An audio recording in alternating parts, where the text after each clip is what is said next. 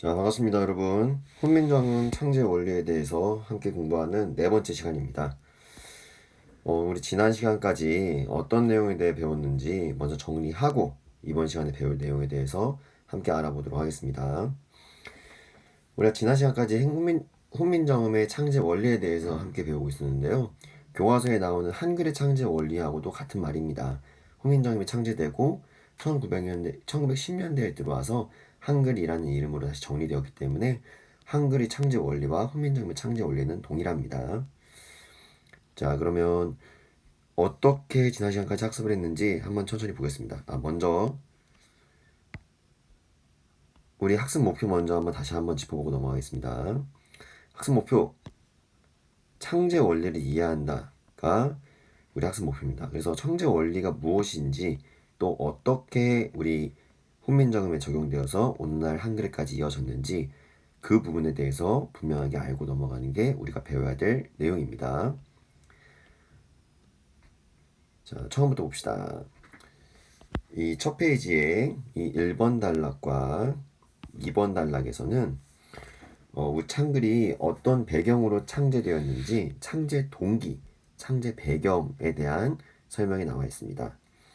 우리 말, 한국어를 담을 수 있는 우리 글자가 없었기 때문에 다른 나라의 글자인 한자를 빌려서 언어 생활을 했다.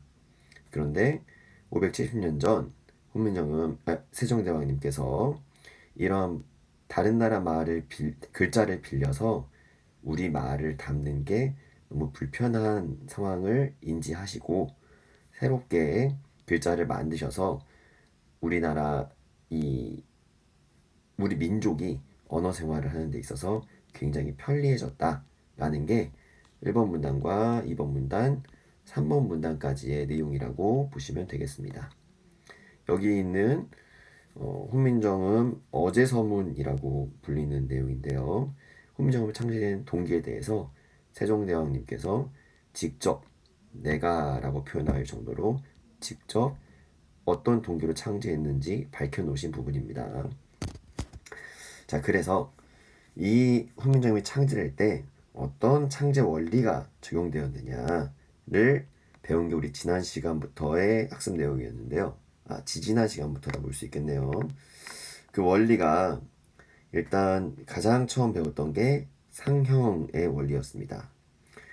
상형의 원리란 모양을 본떠서 형태를 갖춘다는 것이 상형의 원리라고 했는데요. 글자의 형태를 만드는 데 있어서 어떤 대상의 모양을 본떠서 이 형태를 갖추었다 라는 것이 상형의 원리라고 했어요. 자, 자음자를 만든 원리 중에서 자음자 중에 기본 글자를 만든 원리는 발음기관의 모양을 본떠 만든 상형의 원리가 적용되어 있다라고 했습니다.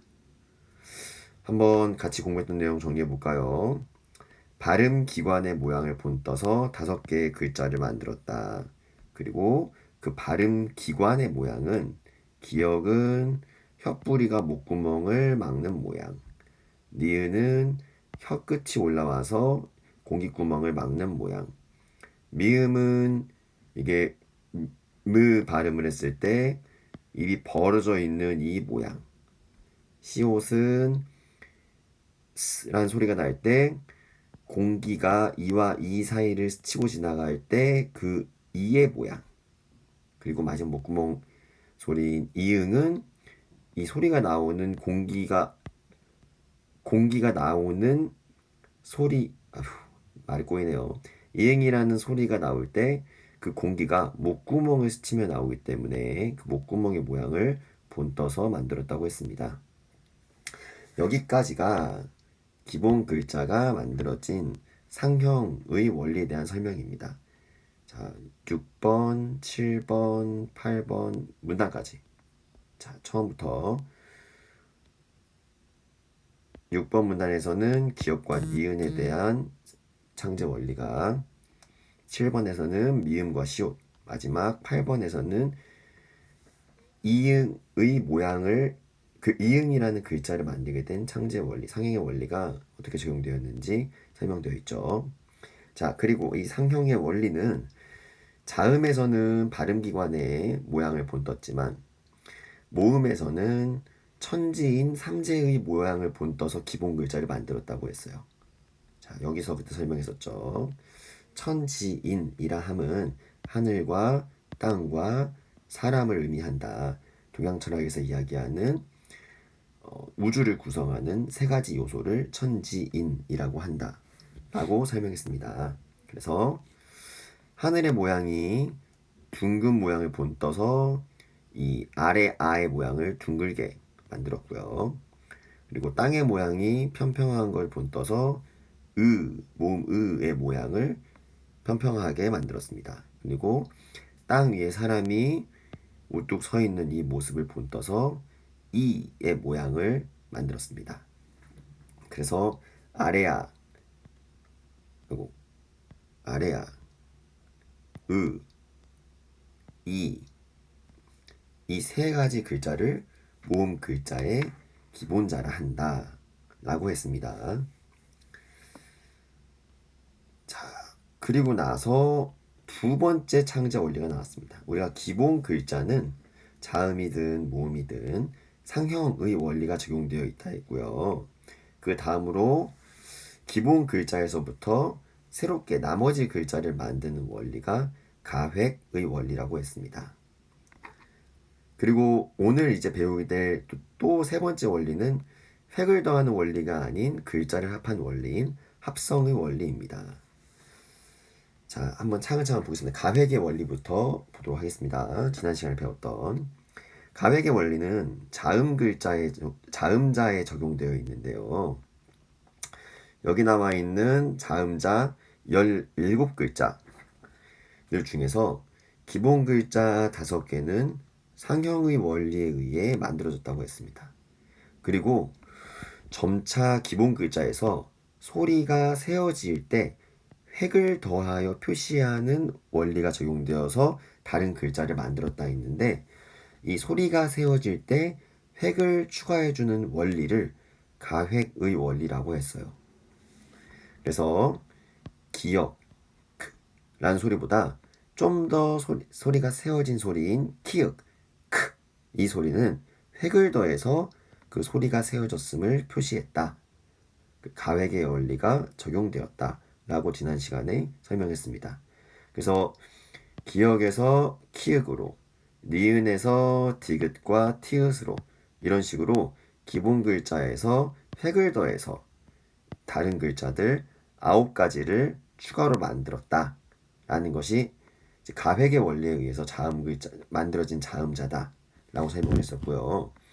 그리고 여기 있는 이 세 글자들은 기본 글자들로부터 획이 추가된 건 맞아요. 추가되어서 모양이 바뀌었어요. 이 옛 이응은 이응에서 획을 추가해서 모양이 바뀌었습니다. 리을은 니은에서 획을 추가해서 모양이 바뀌었습니다. 반치음, 즈, 요 발음 나는 소리인 반치음은 시옷에서 획을 추가해서 모양이 바뀌었습니다. 하지만 모양만 바뀌었지 소리가 세워지는 것을 모양으로 이 획으로 표시해준 것이 아니죠. 왜냐하면 소리가 더 세워지지 않았기 때문에. 그래서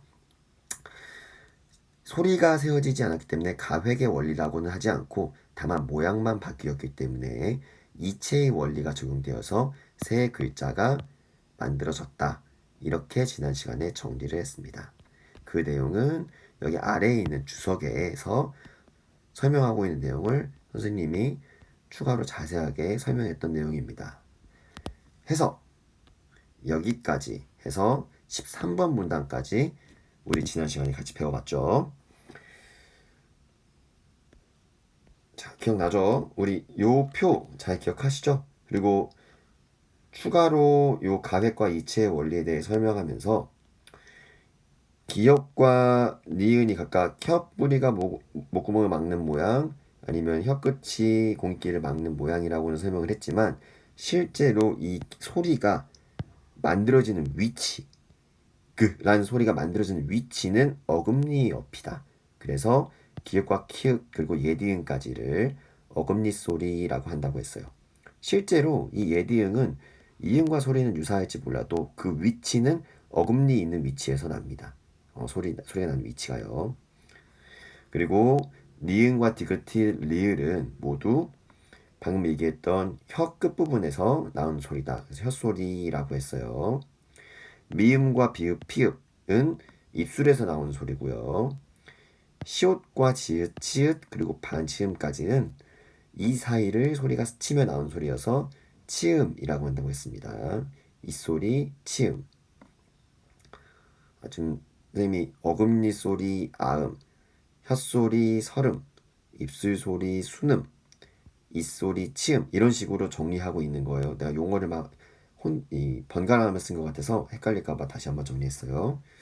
자, 그리고 이응과 여린 히읗, 히읗은 목구멍 위치에 쓴다 그래서 목구멍 소리, 후음이라고 한다고 했습니다. 그러면 오늘은 무엇에 대해 배울 거냐면 여기 보면은 획을 더하는 원리인 가획의 원리에 대해서는 이제 다 우리가 배웠고요.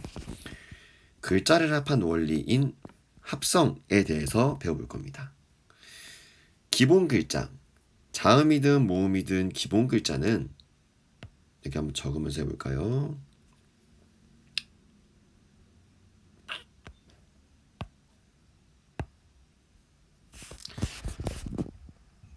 자, 기본자는 자음이든 모음이든 모두 상형의 원리가 적용되어 있어요.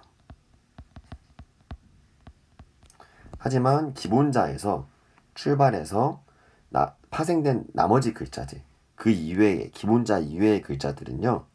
자음은 가획의 원리가 적용되어 있고요. 그리고 모음은 합성의 원리가 적용되어 있어요. 우리가 가획이란 획을 더하여서 소리가 세지는 것을 표현하는 원리를 가획이라 한다 그랬고요. 합성이라는 건 여기서 언급하듯이 글자를 합하여서 새로운 글자를 만들어내는 원리를 합성이라고 합니다.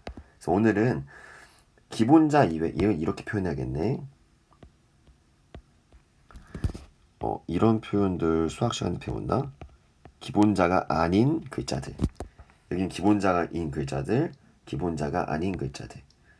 기본자가 아닌 글자들은 자음은 가획의 원리, 모음은 합성의 원리를 통해 만들었다고 했고요. 우리 교과서에서 가볍게 잠깐 언급했지만 가획뿐만 아니라 획을 추가하였지만 소리가 세지지 않아서 모양만 달리한 원리인 이체의 원리도 기본자가 아닌 자음을 만든 창제 원리입니다. 하지만 교과서에서 가볍게 언급하고 있어서 표시를 이렇게 했어요.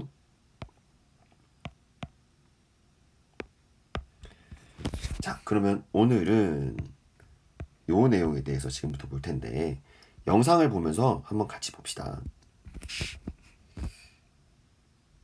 합성의 원리에 대해서 한번 같이 봅시다.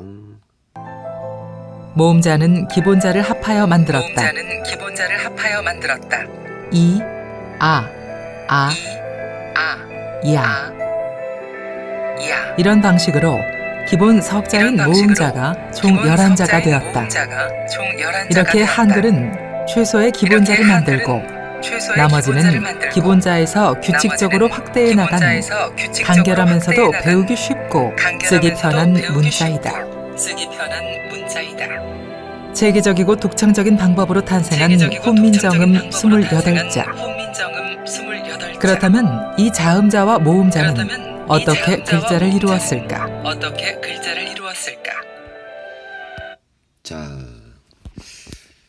자,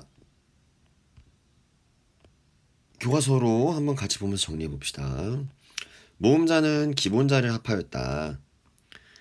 아래아, 으, 이, 이 세 개의 글자가 서로 합해져서 나머지 글자들을 만들었다.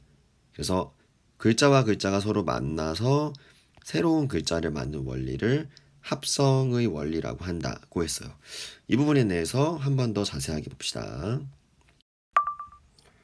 자, 모음의 기본 글자는 아래아, 으, 이 이 세 가지 글자가 있다고 했습니다. 천지인 삼재의 모양을 본땄다 그랬죠. 자, 그러면 이 기본 글자는 상형의 원리를 만들어졌지만 기본 글자 이외의 모음은 이 글자들끼리 함께 만나서 이루어졌습니다. 자, 그렇게 해서 만들어진 글자는요. 아래와 같습니다. 먼저 아래 아와 의가 만났습니다. 그래서 어떤 글자가 만들어졌냐면 오라는 글자가 만들어졌어요. 순서를 잘 기억하세요. 또 이번 반대로 볼까요? 아래 아와 잘못했네. 의와 아래 아가 만났습니다. 순서가 바뀌었죠? 어떤 글자가 만들었을까요? 우라는 글자가 만들어졌죠. 한 번 더 그 과정을 굳이 그리자면 이렇게 되겠네요. 그리고 이게 이렇게 만들어졌다. 이게 이렇게 만들어졌다. 이렇게 정리해 볼 수 있겠네요. 그러면 이번에는 이렇게가 아니라 이렇게 묶어보면 어떻게 될까요? 먼저 이와 아래 아가 만나면 어떤 글자가 만드냐? 이 옆에 아래아가 이렇게 써지겠죠. 그리고 아라는 글자가 만들어집니다. 반대로 아래아가 먼저 오고 이가 오게 되면 어라는 글자가 만들어지죠. 그래서 우리가 오, 아, 우, 이런 네 가지의 글자들이 이 각각의 글자들이 한 번씩 서로 만나서 이루어져서 형성되었다고 볼 수 있어요. 자, 다시 이걸 정리하면요. 명칭이 돼요. 명칭이. 여기 있는 자들은 기본 글자, 기본 모음자라고 하고요. 모음 기본자.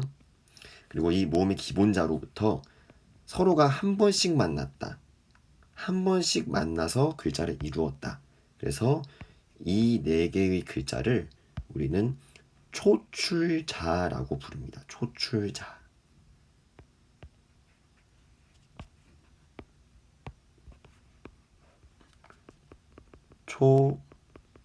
초출자. 세로로 쓰니까 좀 이상한가?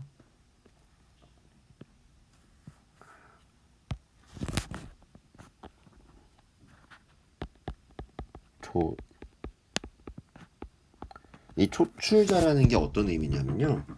이 의미가 초는 처음이라는 뜻이에요. 출은 나오다 라는 거고 자는 글자라는 의미입니다. 그래서 처음 나온 글자라는 의미예요. 초출자. 처음 나왔다. 선생님 얘가 처음 나온 게 아니에요? 아니, 그거 말고 이 기본자들끼리 한 번씩 만나서 처음 나온 글자들이다 라는 거예요. 그러면 그럼 두 번째 나온 글자도 있어요? 다음에 나온 글자도 있어요? 라고 추론하게 되죠? 맞습니다. 한 번 더 나옵니다. 우리 교과서에도 보면 이 기본자가 한 번씩 만나서 오, 아, 우, 어를 만들고 그리고 그 밑에 요야, 유여 이 녀석들이 있죠. 이 요야, 유여가 그러면 두 번째 나왔겠네요? 맞습니다. 이렇게 우리가 한번 추측해 볼 수 있어요. 두 번째 나왔습니다. 근데 여기서 이제 다시 한번 봅시다.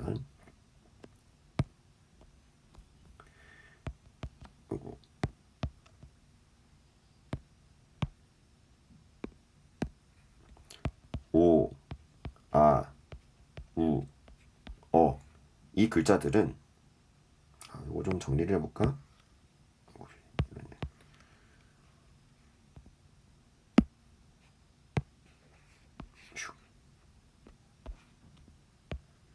이렇게 일단 여기다 놓을게.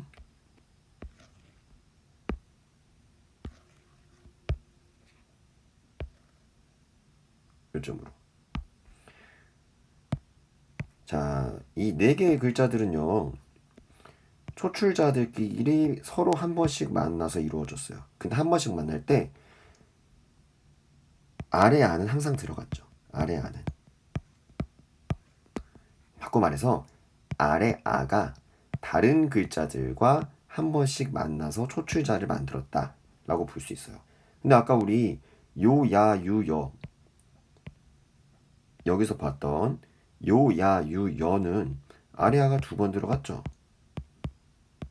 아, 그러면 이제 알겠다. 아래아가 으와 이와 으나 이와 한 번씩 만나서 오아 우어를 만들었다면 그러면 요야 유여는 아래아가 2번씩 들어가서 만들었겠네 라고 생각할 수는 있어요. 근데 그렇지 않습니다. 이렇게 생각하시면 돼요. 아래아 대신에 이가 만났어요. 이가. 그래서 이 그림을 다시 한번 그려볼게요.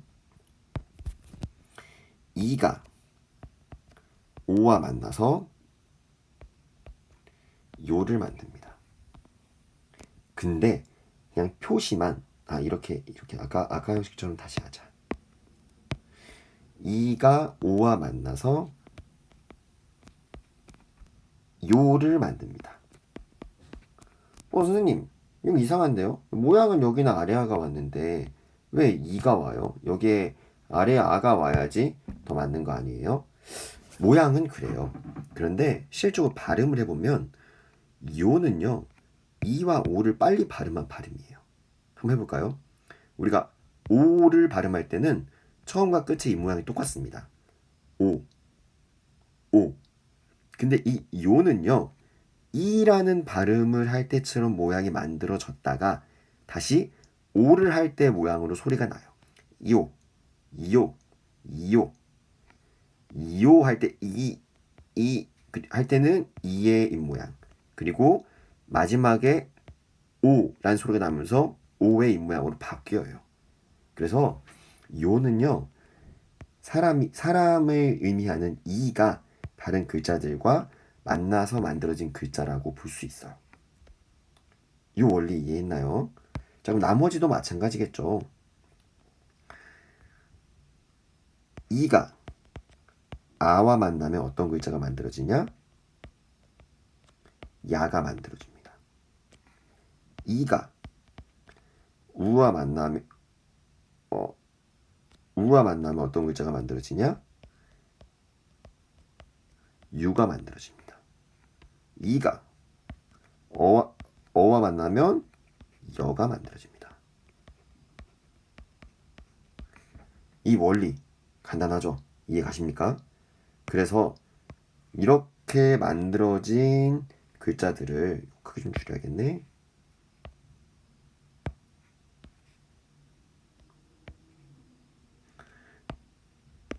우리는 요, 야, 유, 여라고 부르고요. 이 글자들을 우리는 뭐라 부르냐면 조금 번거롭네. 한 번 했었어야 되는데. 마찬가지로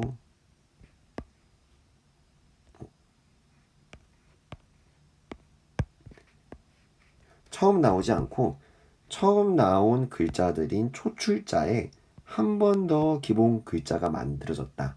다시 만들어졌다. 그래서 재출자라고 합니다. 자, 재출자라고 하는 의미는요. 다시 재자에다가 나올 출자에다가 글자 자자를 썼어요. 그래서 다시 나온 글자라는 뜻입니다. 다시 나온 글자. 초출자는 어땠어요? 처음 나온 글자. 글자와 글자가 만나서 기본자와 기본자가 만나서 처음 나온 글자.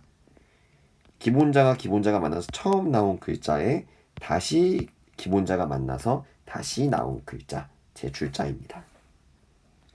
요 의미 이해하셨죠? 초출자와 재출자가 어떤 의미를 갖는지. 크게 조정은 안 해도 될까? 그래서 요 내용들 정리해 보면은 이렇게 한번 정리해 볼까? 줄여서 옆에 두고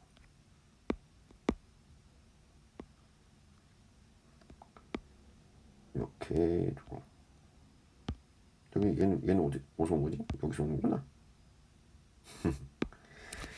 자, 이렇게 해서 모음이 어떻게 만들어지는지 우리가 한번 정리를 해봤는데요. 봅시다. 모음은 아래와 같은 방법으로 만들어졌어요.